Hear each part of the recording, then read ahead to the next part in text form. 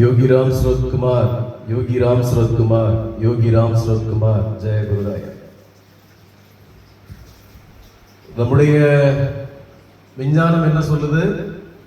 பூமி தன்னைத்தானே சுற்றி கொண்டு எதை சுத்துது? சூரியனை சுத்துது. தன்னைத்தானே சுற்றி கொண்டு ஒரு சுற்றத்தான் ஒரு நாள் அப்படி சொல்றோம். சொல்றதுன்னா அதுல இரவு பாதி பகல் பாதி. இந்த ஆண்டுல சில மாதங்கள் பாத்தீங்கன்னா பகல் நேரம் கூடுதலா இருக்கும், இரவு நேரம் குறைவா இருக்கும். கொஞ்சம் மாதங்கள் பாத்தீங்கன்னா பகல் நேரம் குறைவா இருக்கும், இரவு நேரம் கூடுதலா இருக்கும். இது எதனால? பூமி தன்னைத்தானே சுற்றி கொண்டு சூரியனை சுற்றி கொண்டு வருகிறது. ஆனா அது சரியான வட்ட பாதையில சுத்தல எல்லா மாசமும் கரெக்டா அப்படிதான் இருக்கணும். ஆனா நீள்வட்ட பாதையில சுத்தணும். அப்போ நீள்வட்ட பாதையில சுத்துறதுனால சில மாதங்கள் இப்படி மாறி மாறி இருக்கும். இப்போ விஞ்ஞான அடிப்படையில மாதத்திற்கு ஒரு முறை ஒரு பௌர்ணமியும் மாதத்திற்கு ஒரு முறை ஒரு அமாவாசை வருவது, இந்த பூமி இந்த 9 கோள்கள் இந்த சூரிய மண்டலத்துல சுற்றி வரும்போது ஒரு குறிப்பிட்ட நிலையில வரப்போ அந்த பௌர்ணமி வருது, இன்னொரு நிலையில வரப்போ அமாவாசை வருது. இந்த பௌர்ணமி அன்னைக்கு அந்த ஒரு குறிப்பிட்ட நிலையில இந்த கோள்கள் எல்லாம் குறிப்பிட்ட நிலையில இருக்கிறதுனாலதான் அன்னைக்கு இந்த மனநிலை சரியில்லாத நோயாளிகளுக்கு அந்த மனநிலை உச்சத்துல மாறும்.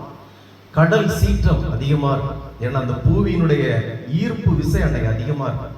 இதே மாதிரி அமாவாசைக்கும் வேற மாதிரி இருக்கும். அஷ்டமி நவமி அன்னைக்குலாம் நமக்கு உடம்பு கொஞ்சம் அடிச்சு போட்ட மாதிரி இருக்கும். ஆனா இப்ப நமக்கு தெரியறது இல்லை, கர்மத்தை மாடு தோலாகி போச்சு.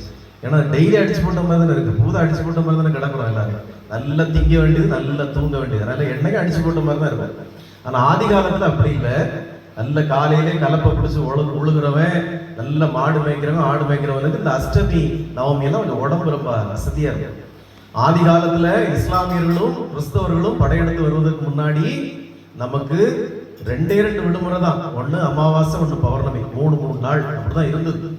அமாவாசைக்கு எல்லாரும் உபவாசம் இருப்பாங்க, பௌர்ணமிக்கும் சிறப்பு பூஜைகள்லாம் செய்வாங்க. ஆனா இந்த அந்நிய படையெடுப்புகளால் நம்முடைய கலாச்சாரங்கள் சிதறடிக்கப்பட்டு விட்டது. இப்ப ஞாயிற்றுக்கிழமை லீவு.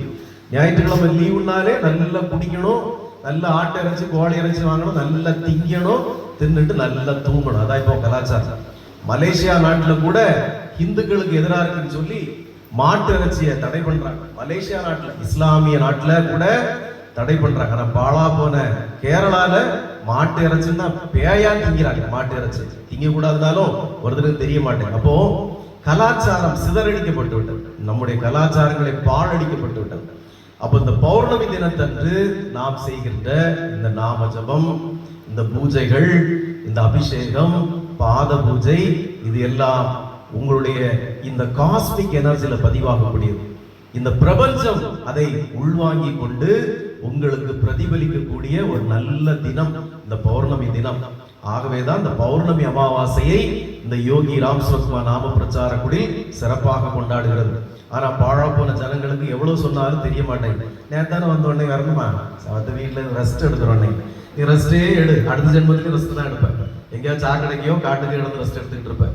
அதனால நாமெல்லாம் புண்ணியம் செய்தவர்கள் இந்த பௌர்ணமி அமாவாசை பூஜைகளை எக்காரணம் கொண்டும் நாம் விட்டுவிடவே கூடாது. அது நாம் நமக்கு திருப்திக்காக செய்கிற சேவை அல்ல, இந்த பிரபஞ்சத்தின் திருப்திக்காக செய்கிற சேவை. இதை இறைவன் மட்டும் பார்த்து கொண்டிருப்பதல்ல, பிரபஞ்சமும் உற்று நோக்கி கொண்டிருக்கிறது. இன்று நீங்கள் சொல்லும் ஒரு நாமத்தின் மகிமை 1000 முறை சொன்னதற்கான சமம். இன்று நீங்கள் செய்கின்ற ஒரு இறை சேவை 1000 முறை செய்வதற்கு